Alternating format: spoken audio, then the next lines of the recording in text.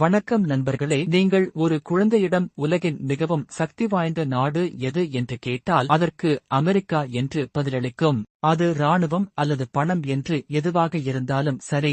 ஆனால் Donald Trump America இன்னும் வளர்ச்சியடையவில்லை என்று நினைக்கிறார். அதனால்தான் அவர் அமெரிக்காவை மீண்டும் சிறந்த நாடாக மாற்றுவோம் என்ற புதிய கோஷத்தை உருவாக்கினார். அதன் காரணமாக அவர் பல முடிவுகளை எடுத்தார். இதன் விளைவாக அமெரிக்காவிற்கு நன்மையை விட அதிக இழப்பு ஏற்படலாம். டிரம்ப் என்ன செய்தார் என்பதை நீங்கள் புரிந்து கொள்ளுங்கள். அவர் உலகின் பல்வேறு நாடுகளில் இருந்து வரும் பொருட்களுக்கு சுங்க வரியை விதிக்கத் தொடங்கினார். இந்தியா, சீனா, பாகிஸ்தான், கனடா, இஸ்ரேல் போன்ற நாடுகள் ஒவ்வொன்றிற்கும் தனித்தனியாக வரி விதித்தார். இந்தியாவுக்கு 25%, பாகிஸ்தானுக்கு 19%, கனடாவுக்கு 35% வரை வரி விதித்தார். அமெரிக்காவிற்கு வர்த்தகத்தில் நஷ்டம் ஏற்படும் நாடுகளுக்கு தண்டனை அளிக்கப்பட வேண்டும் என்று அவர் கூறினார். ஆனால் இந்த வாதம் எப்படி சரியாகும்? சுங்கவரி என்றால் என்ன? எளிமையாகச் சொன்னால் சுங்கவரி என்பது அரசாங்கம் வெளிநாடுகளிலிருந்து வரும் பொருட்களுக்கு விதிக்கும் ஒரு வகையான வரி. மக்கள் நாட்டின் உள்ளே தயாரிக்கப்பட்ட பொருட்களை வாங்குவதற்காக இது விதிக்கப்படுகிறது. டிரம்ப் அமெரிக்காவில் எல்லாமே தயாரிக்கப்பட வேண்டும் என்று விரும்புகிறார். மொபைல், சோப்பு, கார் எல்லாமே.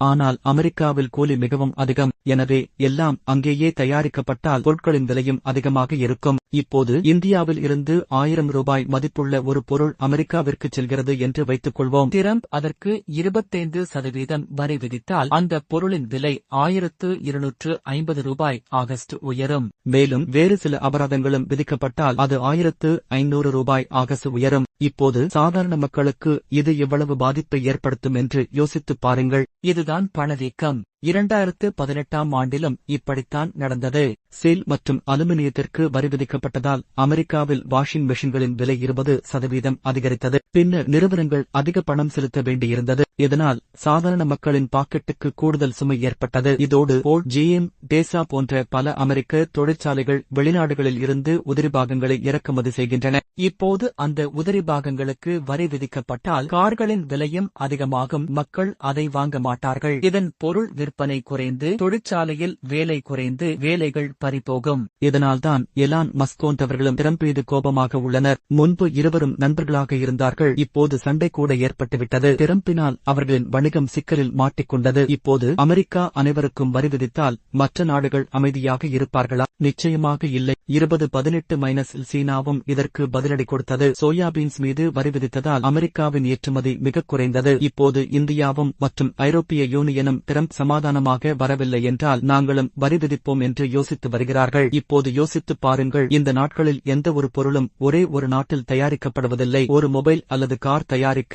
உலகின் பல்வேறு நாடுகளில் இருந்து உதிரிபாகங்கள் வருகின்றன. இப்போது எல்லா இடங்களிலும் வரி விதிக்கப்பட்டால் முழு அமைப்பும் சீர்குலைந்துவிடும். மேலும் செலவு அதிகமாக இருப்பதால் அனைத்து தொழிற்சாலைகளையும் அமெரிக்காவிற்கு மாற்றுவதும் சாத்தியமில்லை. இதோடு அரசாங்கம் எப்போது என்ன புதிய வரி விதிக்கும் என்று நிறுவனங்களுக்கு தெரியாததால் அவை பயப்படுகின்றன. பிறகு அவை புதிய முதலீடுகளை செய்வதில்லை, மக்களுக்கு வேலை கொடுப்பதில்லை மற்றும் பங்குச் சந்தையும் குறையத் தொடங்குகிறது. இதனால் நாட்டின் பொருளாதார நிலைமை இன்னும் மோசமடைகிறது. இன்னொரு பெரிய இழப்பு டிரம்பின் அமெரிக்கா ஃபர்ஸ்ட் கொள்கையால் மற்ற நாடுகள் ஒன்றிணைந்து வர்த்தகம் செய்யத் தொடங்கும். அமெரிக்காவை ஒதுக்கி வைத்து விடுவார்கள். இதனால் உலகில் அமெரிக்காவின் மதிப்பும் பலமும் குறையக்கூடும். இப்போது இந்தியாவிற்கு எவ்வளவு நஷ்டம் ஏற்படும் என்ற கேள்வி எழுகிறது. பாருங்கள், நஷ்டம் ஏற்படும். அமெரிக்காவிற்கு இந்தியாவின் ஏற்றுமதி சுமார் 83,000 கோடி வரை குறையக்கூடும். நம் இலும் சிறிது தாக்கம் ஏற்படும். ஆனால் நல்ல விஷயம் என்னவென்றால் இந்தியாவிற்கு வேறு வழி இருக்கிறது. நாம் நம் பொருட்களை மத்திய கிழக்கு, ஐரோப்பா, ஆப்பிரிக்கா போன்ற மற்ற நாடுகளுக்கு விற்கலாம். இந்திய அரசாங்கம் ஏற்கனவே புதிய சந்தைகளை தேடுவதற்கும் ரூபாயில் வர்த்தகம் செய்வதற்கும் இந்தியாவிற்குள் பொருட்களை தயாரிப்பதை ஊக்குவிப்பதற்கும் வேலை செய்து வருகிறது. நமது PLI திட்டம் மற்றும் பிற திட்டங்கள் உதவி செய்கின்றன. இப்போது நாம் துறைகளைப் பற்றி பேசினால் மருந்து, வாகன உதிரிபாகங்கள், ஜவுளி போன்ற எல்லா துறைகளிலும் அமெரிக்காவிற்கு அதிக நஷ்டம் ஏற்படும். ஏனென்றால் அமெரிக்காவிற்கு மலிவான பொருட்கள் தேவை. அதை இந்தியா மட்டுமே மிக மலிவாக தருகிறது. இந்தியாவில் இருந்து சப்ளை நின்றால் அமெரிக்காவில் விலை இன்னும் அதிகமாகும். எனவே தெளிவாகச் சொன்னால் டிரம்பின் சுங்கவரி திட்டம் இந்தியாவிற்கு சிறிது நஷ்டத்தை ஏற்படுத்தும், ஆனால் அமெரிக்காவிற்கு அதிக நஷ்டத்தை ஏற்படுத்தும். ஏனென்றால் இந்தியா மலிவான பொருட்களை தயாரித்து உலகிற்கு விற்கிறது. அமெரிக்கா விலை உயர்ந்த பொருட்களை மட்டுமே வாங்குகிறது. அதற்கு மலிவான மாற்று வழி இல்லை. எனவே நண்பர்களே, டிரம்ப் என்ன செய்கிறாரோ அதனால் அமெரிக்காவின் பொருளாதாரத்திற்கு அதிக நஷ்டம் ஏற்படும் மற்றும் இந்தியா சமாளித்துவிடும். இந்த திட்டம் தவறாக அமையலாம் என்பதை டிரம்ப் எப்போது புரிந்து கொள்வார் என்பதை நாம் பார்க்க வேண்டும். டிரம்ப் சுங்க வரியை விதித்து தனது நாட்டின் நிறுவனங்களை காப்பாற்ற முயன்றாலும் இந்தியாவிற்கும் தந்திரங்கள் குறைவு இல்லை. முதலில் மருந்து துறை பற்றி பேசலாம். அமெரிக்காவில் மக்கள் இந்தியாவில் தயாரிக்கப்படும் மலிவான மருந்துகளை வாங்குகிறார்கள். ஜெனரிக் மருந்துகள் அங்குள்ள சுகாதார செலவை குறைத்து வைக்கின்றன. இப்போது டிரம்ப் சுங்க வரி விதித்தால் அதே மருந்துகள் விலை அதிகமாகிவிடும். இது வணிகத்தில் மட்டும் அல்ல, அமெரிக்காவின் சாதாரண மனிதர்களின் பாக்கெட்டிலும் பாதிப்பை ஏற்படுத்தும். அதாவது டிரம்ப் என்ன செய்கிறாரோ அதனால் அமெரிக்காவின் பொது மக்களே கோபமடையலாம். இப்போது இந்தியா அமைதியாக, சிந்தனையுடன் மற்றும் ராஜதந்திரத்துடன் செல்ல வேண்டும். அமெரிக்காவிடம் நேரடியாக பேச வேண்டும். நீங்கள் வரி விதித்தால் நாங்களும் சும்மா இருக்க மாட்டோம் என்று.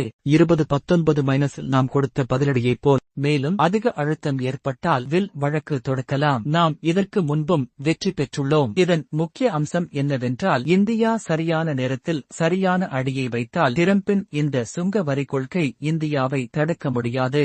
மாறாக இந்தியா இன்னும் வலுப்பெறும். தோழர்களே, இதுதான் அமெரிக்காவின் தந்திரம் மற்றும் இந்தியாவின் பதில். ஆனால் உண்மையான கதை இன்னும் முடிவடையவில்லை. இதெல்லாம் உலகில் ஒரு புதிய பனிப்போர் தொடக்கமா? உலகளாவிய வர்த்தகப் போர் மீண்டும் வருமா மற்றும் நீண்ட காலத்திற்கு இந்தியாவிற்கு என்ன திட்டம் இருக்க வேண்டும் என்பதை பற்றி நாம் பேசுவோம். அமெரிக்கா உலகம் அதன் வழியில் நடக்க வேண்டுமென்று விரும்புகிறது. சீனாவிடம் நிறுத்து என்றும் விட்டு விலகி இரு என்றும் கூறுகிறது. ஐரோப்பாவிடம் எங்கள் எரிவாயுவை வாங்கு, ரஷ்யாவின் எரிவாயுவை வாங்காதே என்று கூறுகிறது. இந்தியாவிடம் உங்கள் டேட்டா சென்டர்களில் அமேசான் மற்றும் கூகுளை அனுமதிக்க வேண்டும் என்று கூறுகிறது. இப்போது யாரும் அதன் பேச்சை கேட்கவில்லை என்றால் திரம்பரியை ஒரு தடியைப் போல தூக்கி விடுகிறார். ஆனால் நண்பரே, இப்போது காலம் மாறிவிட்டது. சீனா இப்போது 1990 சீனா இல்லை. இந்தியா இப்போது வெறும் ஆதரவு கொடுக்கும் நாடு இல்லை. மேலும் ஐரோப்பா இப்போது அமெரிக்காவின் ஒவ்வொரு கட்டளைக்கும் ஆம் என்று கூறுவதில்லை. அதாவது டிரம்ப் ஒரு வர்த்தக போரை தொடங்கினால் அது ஒரு உலகளாவிய சீர்குலைவு ஆகும். இதன் நஷ்டம் ஒரு நாட்டிற்கு மட்டும் அல்ல, முழு உலகிற்கும் ஏற்படும். இப்போது பாருங்கள், இந்த சுங்கவரி கொள்கை பரவினால் என்ன நடக்கும்?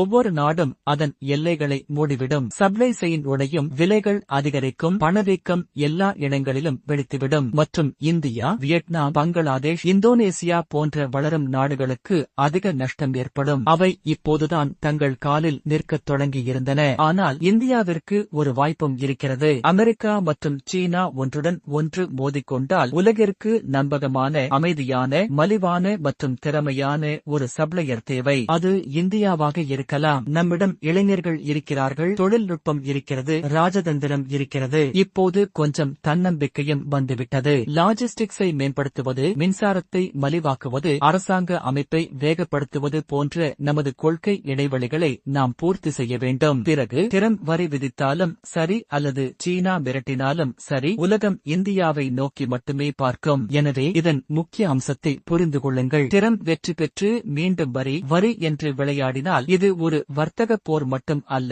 ஒரு சித்தாந்த போராகவும் இருக்கும். உலகமயமாக்கல் வர்சஸ் தனிமைப்படுத்துதல், ஒத்துழைப்பு வர்சஸ் பயம். இந்த முழு சண்டையிலும் இந்தியா ஒதுங்கி இருக்க வேண்டுமா அல்லது தன்னை ஒரு நம்பகமான மாற்றாக முன்வைக்க வேண்டுமா என்பதை இந்தியா தீர்மானிக்க வேண்டும். இப்போது யோசியுங்கள், இது ஒரு புதிய பனிப்போர் என்றால் உங்கள் நாடு இதில் எங்கே நிற்கிறது? மற்றும் மிகப்பெரிய கேள்வி, இந்தியா வெறும் எதிர்வினைகளை மட்டுமே கொடுக்குமா அல்லது இப்போது உலகை வழிநடத்துமா? இதற்கான பதில் அடுத்த பகுதியில் கிடைக்கும். அங்கு நாம் அமெரிக்காவின் சுங்க வரியிலிருந்து தப்பிக்க இந்தியா தனது பொருளாதாரத்தை புதுப்பிக்க முடியுமா, மேலும் சீனா +1 என்பதை விடுத்து இப்போது இந்தியா ஆகஸ்ட் மாற முடியுமா என்பதை பற்றி பேசுவோம். அடுத்த ஆய்வில் சந்திப்போம். அதுவரைக்கும் கற்றுக்கொண்டே இருங்கள், யோசித்துக் கொண்டே இருங்கள் மற்றும் பகிர்ந்து கொண்டே இருங்கள். ஜெய் ஹிந்த்.